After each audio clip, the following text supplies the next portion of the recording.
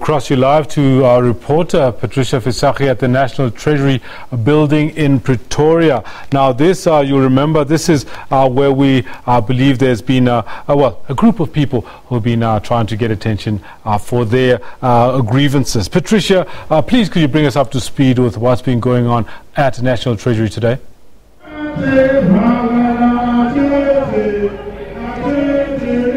Well, thank you so much. As you can see, we are standing at Church Square here in Pretoria. Now, you know that this is also where Treasury is, and of course, a big protest that we have seen since very early this morning, where various members from civil society, under the banner, of course, of Save South Africa, have gathered. And what they are calling for is for every South African, from whichever part, whichever corner of the country, to come together and occupy Treasury in, of course, a protection of what they say is against corruption that they fear might engulf the South African Treasury. And right now I am joined by some leaders of Save South Africa. I have Mr. Themba Masango here, and of course, as you know, Mr. Sipho Pityana, who will tell us exactly the message that they have brought to South Africans here. Thank you very much. Number one is that we must defend our democracy. Number two is that we must make sure that all South Africans, irrespective of political persuasion, color, creed, religious standing, you are invited to come to Church Square, to occupy Church Square in defense of our democracy, in defense of our constitution, to make sure that Zuma and his cronies know that there are people in South Africa who are saying no to his actions of theft, to his blatant acts of tyranny, and we have had enough. Thank you very much. Mr. Pityana, we have heard repeatedly from government, from the president himself, that it's his prerogative to decide who to appoint in his cabinet, and even, plan the reshuffle that we saw last week. Why this action? Why not rather respect the president's decision? Well, prerogative is exercised in a politically responsible fashion. We are a constitutional democracy. Yes, there's a presidential prerogative. It presupposes that the president enjoys the confidence of his party when his own party, clearly through no less a person than the Deputy President and the Secretary General of the party and the Treasurer General, says that these decisions are taken without proper consultation with them, and that they are presented with names that they don't know where they come from, clearly suggests something untoward. Where does it take the decisions? And it is a disconcerting matter. So to hide behind prerogative is in fact mischievous, because in fact we have political parties represented in parliament, not individuals.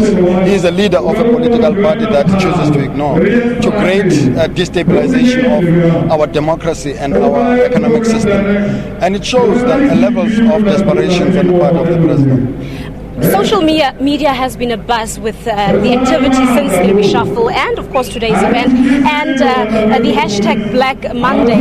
And we've seen mixed reaction on social media about it. Some people being against, Save South Africa's action here and the hashtag Black Monday, saying, but why don't we see similar actions when there are other crises in the country? We talk about crime, we talk about poverty, inequality. There's so many issues in the country. Why on this day do civil society come together and say, let's all unite and mobilize? Save South Africa is a culmination of a range of activities, and we are a number of civil society organizations that have spent a lot of time doing exactly that. For instance, Section 27 has had cases before the courts fighting for the education of the poor and fighting for health services to be extended to the poorest of the lot. TAC is known to have waged relentless fights against denial of extension of medication that people are suffering from HIV and AIDS. Corruption Watch has actually been focusing on the crime of corruption in the communities.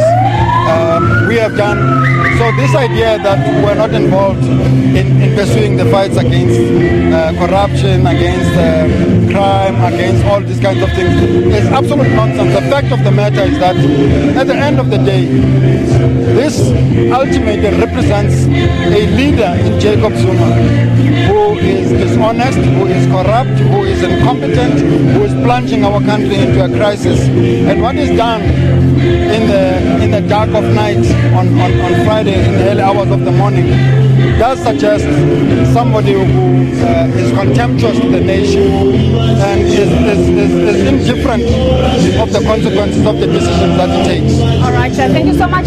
There you have it, Mr. Sipho Bijana from Safe South Africa. And of course, what they have been emphasizing the whole day is that they're calling on all South Africans to join this particular action, saying that they will be here for the rest of the week, planning to also camp throughout the night. They've called on South Africans after work, if they have time in their busy schedules, to also come and join them here, as of course they seek answers from government. And they've also asked President Jacob Zuma to give better explanations as to why it was so important to replace the Minister of Finance. But of course the activity, as you can see, continue. The crowd has shrunk, I must say. It seems like the crowd that has gathered here has lost steam momentarily so, and we hope maybe later in the day we'll see a larger crowd. As I said, later tonight they'll also be camping here at Church Square. But for now, let's give it back to you in the studio. Thank you very much, Patricia Visagie, there outside Treasury in Pretoria, a grouping calling itself the People's Protest for Change, meeting to mount a total shutdown of the country in protest against the current government, they say. It seems as if a lot of people have lost steam, as Patricia Visagie said, and considering they'll be there for the rest of the week, let's see what comes of it in the next few days. We take